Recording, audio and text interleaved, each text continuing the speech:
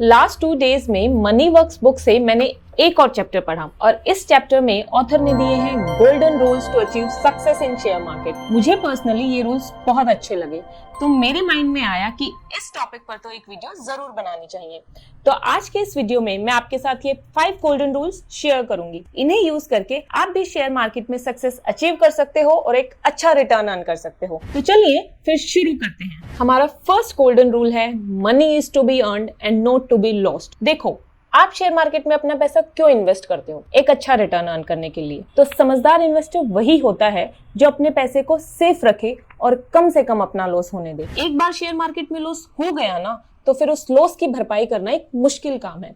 इस चीज को मैं आपको एक एग्जाम्पल से समझाती हूँ जो इस बुक में दे रखा। मान लो आपने मार्केट में 100 रुपए इन्वेस्ट करे और इसमें आपको 10% का लॉस हो गया, यानी कि 10 रुपए। अब आपके पास कितने रुपए बचे? 90 रुपए। अब अगर आपको 90 से वापस 100 पर पहुंचना है, यानी कि अपने इस लॉस की भरपाई करनी है, तो आपको मार्केट से कितना रिटर्न अर्न करना पड़ेगा? 11%। अब अगर आप यहाँ पर ध्यान दो तो आपको लॉस तो बस 10% का हुआ था, लेकिन इस लॉस को रिकवर करने के लिए आपको मार्केट से 10% नहीं बल्कि 11% रिटर्न अर्न करना पड़ेगा। ऐसे ही अगर आपको मान लो 20% का लॉस हो जाता है, तो इस 20% के लॉस को रिकवर करने के लिए आपको मार्केट से 25% का रिटर्न अर्न करना पड़ेगा। और अगर ये लॉस आपका 50% होता है तो आपको मार्केट से 100% का रिटर्न अर्न करना पड़ेगा। और वर्स्ट केस में अगर आपको 90% का लॉस हो जाता ना, यानी कि आपका इन्वेस्ट किया हुआ अगर 90% अमाउंट गया, आपके पास सिर्फ 10 रुपए बचे, तो आपको इस 10 रुपए से वापस 100 पर जाने के लिए 900% का रिटर्न अर्न करना पड़ेगा मार्केट से। तो अब आप यहाँ पर खुद ही देख सकते हो कि अपने पैसे को सेफ और अच्छी जगह इन्वेस्ट करना कितना जरूरी है।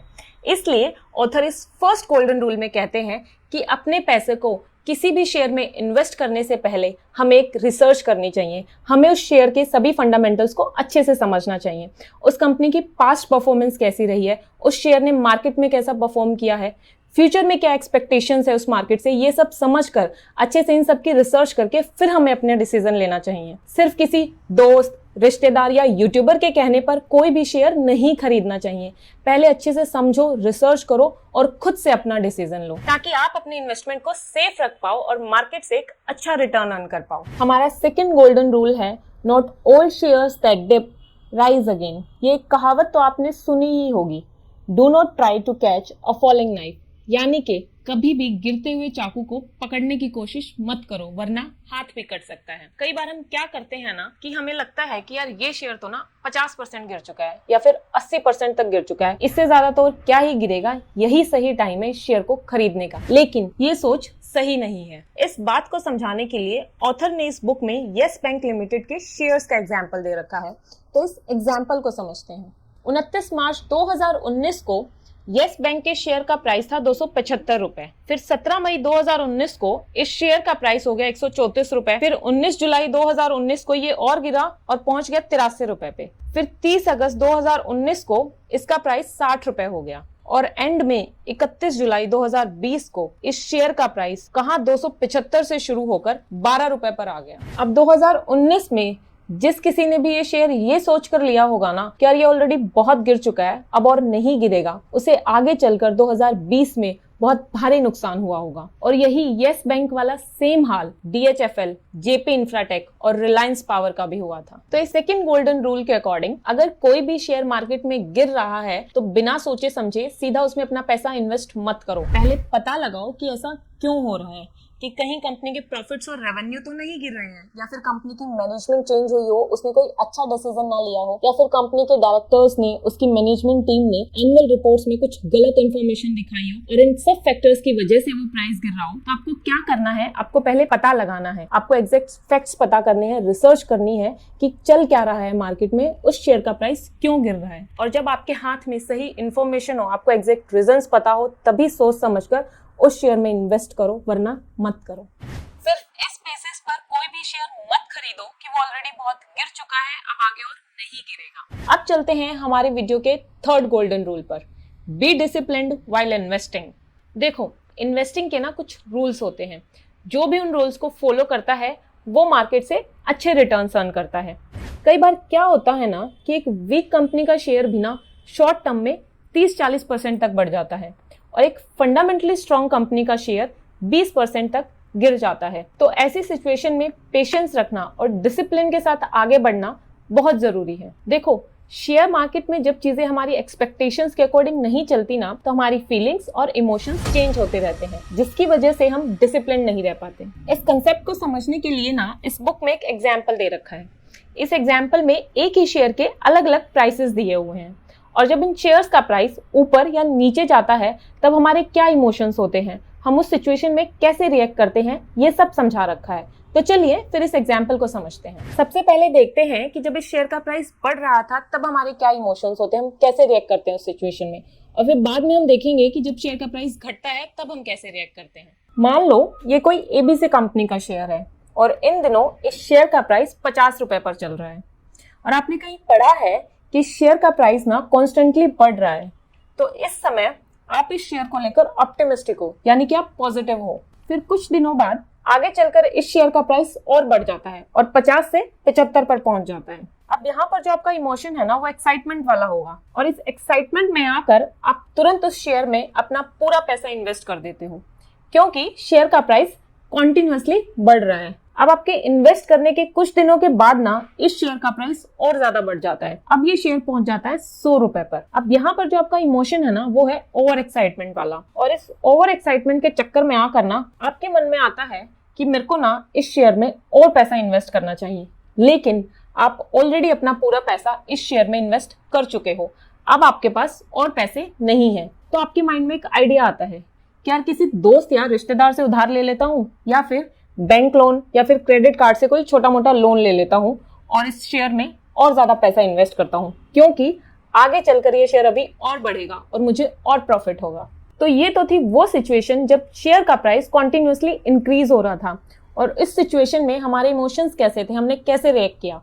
अब चलते हैं हमारी नेक्स्ट सिचुएशन पर, जब इस शेयर का प्राइस गिरने लगता है तब हम कैसे रिएक्ट करते हैं, हमारे क्या इमोशंस होते हैं वो समझते हैं। मान लेते हैं कि अब इस शेयर का प्राइस 100 से गिरकर 90 पर आ जाता है, तो अब इस सिचुएशन में आपको थोड़ी सी एंग्जाइटी होगी, लेकिन फिर भी आप अपने आप को बोलोगे कि चल यार नथिंग टू वरी, बढ़ जाएगा फिर से शेयर का प्राइस। अब कुछ दिनों के बाद ना इस शेयर का प्राइस और गिर जाता है और 80 पर आ जाता है। अब इस सिचुएशन में ना आपको थोड़ा डर लगेगा और आपके मन में क्वेश्चंस आएंगे कि यार कहीं मैंने जल्दबाजी तो नहीं कर दी शेयर में इन्वेस्ट करने में, या फिर आप सोचोगे कि यार मुझे थोड़ी और रिसर्च तो नहीं करनी चाहिए थी शेयर के बारे में। अब मान लेते हैं कि ये शेयर थोड़ा और स्लाइड होकर ना 60 पर आ जाता है। अब इस पॉइंट पर ना आप डेस्परेट हो जाओगे और जो आपने लोन लेकर इन्वेस्ट किया था ना उसके बारे में सोचोगे। आपके माइंड में आएगा कि यार जो लोन लिया ना उसका प्रिंसिपल तो देना ही देना है, प्लस साथ में इंटरेस्ट भी भरना है, और जो मार्केट में लॉस हो गया वो अलग। और इस डेस्परेशन के चक्कर में ना आप इन शेयर्स को बेच दोगे और डिसाइड करोगे कि मुझे कोई मतलब नहीं शेयर का प्राइस बढ़े या घटे, मैं आगे से मार्केट में पैसा ही इन्वेस्ट नहीं करूंगा। तो आपने देखा कि जब किसी शेयर का प्राइस ऊपर या नीचे जाता है तो कैसे हमारे इमोशंस चेंज होते हैं, कैसे उन सिचुएशंस में हम रिएक्ट करते हैं। हम डर और लालच के चक्कर में फंस जाते हैं और डिसिप्लिन से नहीं चलते, और फिर जल्दबाजी में गलत डिसीजन ले बैठते हैं। तो इस गोल्डन रूल में ऑथर कहता है कि जब भी मार्केट में कोई डिप या राइज आए तो हमें एकदम से इमोशनल होकर रिएक्ट नहीं करना चाहिए, एकदम से डिसीजन नहीं लेना चाहिए कि भाई शेयर खरीदने हैं या बेचने हैं।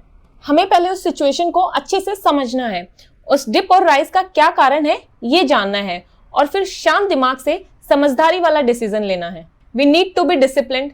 हमें शेयर्स को होल्ड करके रखना है लंबे टाइम के लिए, तभी हम मार्केट से अच्छा रिटर्न अर्न कर सकते हैं। अब चलते हैं हमारी वीडियो के नेक्स्ट गोल्डन रूल पर। Golden rule number 4, choose the right companies to invest in. देखो, अच्छे रिटर्न्स ना हमें एक अच्छी कंपनी ही दे सकती है, और अच्छी कंपनी के बारे में पता लगाने के लिए हमें खूब सारे रिसर्च करनी पड़ती है। पर प्रॉब्लम यहाँ पर ये है कि हमें यही नहीं पता होता कि वो रिसर्च कैसे करनी है, वो कौन से पॉइंट्स हैं जो हमें ध्यान रखने हैं ये डिसाइड करने के लिए कि कौन सी कंपनी अच्छी है और कौन सी कंपनी अच्छी नहीं है। तो इस गोल्डन रूल में ना ऑथर ने हमें 10 पॉइंट्स चेकलिस्ट दी है, जिसे फॉलो करके हम ये डिसाइड कर सकते हैं कि कौन सी कंपनी अच्छी है और कौन सी कंपनी खराब है। हमारी चेकलिस्ट का फर्स्ट पॉइंट ये है कि हमें ये देखना है पहले कि भाई कंपनी क्या बिजनेस करती है, कौन से प्रोडक्ट्स और सर्विसेज प्रोड्यूस करती है, और उस पर्टिकुलर सेक्टर में आगे आने वाले दिनों में कितनी ग्रोथ है। सेकंड पॉइंट, कंपनी के टॉप मैनेजमेंट में कौन कौन शामिल है, कंपनी का चेयरमैन कौन है, बोर्ड ऑफ डायरेक्टर्स कौन है, फाउंडर कौन है, उन सबकी एजुकेशनल क्वालिफिकेशन क्या है, उन सब लोगों का प्रीवियस जो ट्रैक रिकॉर्ड है वो कैसा रहा है, यानी कि उन्होंने पहले जिस जिस कंपनी में काम किया है वहां पर उनके डिसीजंस का रिजल्ट क्या निकल कर आया है,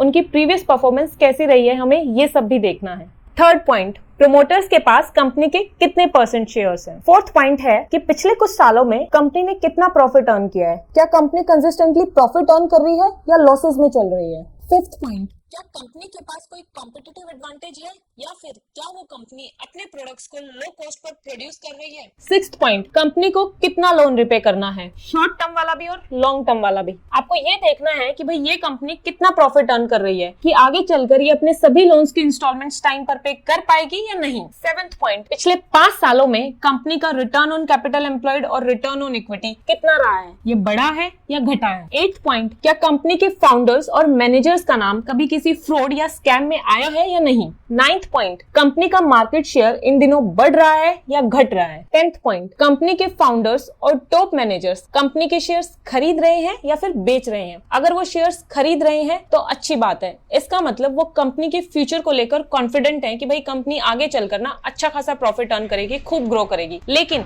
अगर वो अपने शेयर्स उस कंपनी में बेच रहे हैं तो ये चीज ठीक नहीं है, इसका मतलब वो कंपनी के फ्यूचर को लेकर ना कॉन्फिडेंट नहीं है, उनके मन में डाउट्स हैं कि कंपनी शायद आगे अच्छा परफॉर्म नहीं करेगी, इसलिए वो शेयर्स बेच रहे हैं। तो ये थी वो 10 पॉइंट चेकलिस्ट जो ऑथर ने हमें इस गोल्डन रूल में दी है। तो शेयर मार्केट में अपने पैसे इन्वेस्ट करने से पहले या फिर कोई भी वो डिसीजन लेने से पहले आपको ये चेकलिस्ट फॉलो करनी है। आपके हाथ में इन सभी क्वेश्चंस के जवाब होने चाहिए और फिर इन जवाब के बेसिस पर आपको डिसाइड करना है कि कौन सी कंपनी में अपना पैसा इन्वेस्ट करना है, कौन सी कंपनी के शेयर्स खरीदने हैं, किस कंपनी का फ्यूचर ज्यादा ब्राइट है, और फिर आपको अपना पैसा एक अच्छी कंपनी में सेफ जगह इन्वेस्ट करना है ताकि आप अच्छा रिटर्न अर्न कर सकें। फिफ्थ गोल्डन रूल है ऑलवेज थिंक लॉन्ग टर्म। अगर हम हिस्ट्री उठाकर देखें ना तो शेयर मार्केट ने रियल एस्टेट से कहीं ज्यादा अच्छे रिटर्न्स दिए हैं, लेकिन फिर भी ऐसा क्यों है कि जब इन्वेस्टमेंट की बात आती है तो हम सब प्रॉपर्टी के ही पीछे भागते हैं, हम अपना पैसा सिर्फ प्रॉपर्टी में ही इन्वेस्ट करते हैं। ऐसा इसलिए है क्योंकि जब भी हम कोई प्रॉपर्टी लेते हैं ना तो हम उसे 2-4 महीनों के लिए नहीं लेते,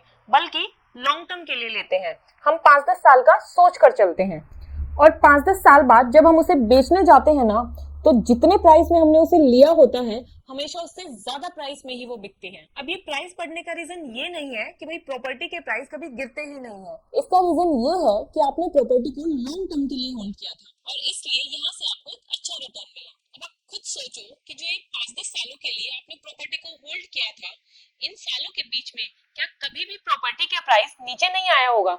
आया होगा, जरूर नीचे आया होगा, लेकिन क्योंकि हम प्रॉपर्टी के प्राइसेस को डेली बेसिस पर रोज चेक नहीं करते तो हमें ये नहीं पता लगता कि कब उस प्रॉपर्टी का प्राइस बढ़ा या घटा। अब अगर ये प्रॉपर्टी वाला ही सेम माइंडसेट हम शेयर मार्केट में भी लगाएं और अपने बाकी सभी गोल्डन रूल्स को भी फॉलो करें, पेशेंस रखें, डिसिप्लिन रहें, लॉन्ग टर्म के लिए अपने शेयर्स को होल्ड करें, तो हम शेयर मार्केट में प्रॉपर्टी से भी कहीं ज्यादा अच्छा रिटर्न अर्न कर सकते हैं। तो दोस्तों ये थे वो 5 गोल्डन रूल्स जिन्हें हम अपनी लाइफ में अप्लाई करके शेयर मार्केट में सक्सेस अचीव कर सकते हैं और अच्छा रिटर्न अर्न कर सकते हैं। हमारा फर्स्ट रूल था money is to be earned and not to be lost. Second point, not all shares that dip rise again. Third, be disciplined while investing. Fourth, choose the right companies to invest in. और हमारा last golden rule था always think long term. Thank you so much for watching. अगर आपको मेरी video अच्छी लगी तो इसे लाइक करें, अगर आप चैनल पर नए हैं तो सब्सक्राइब जरूर करें। इस वीडियो को अपने फ्रेंड्स और फैमिली के साथ शेयर करें।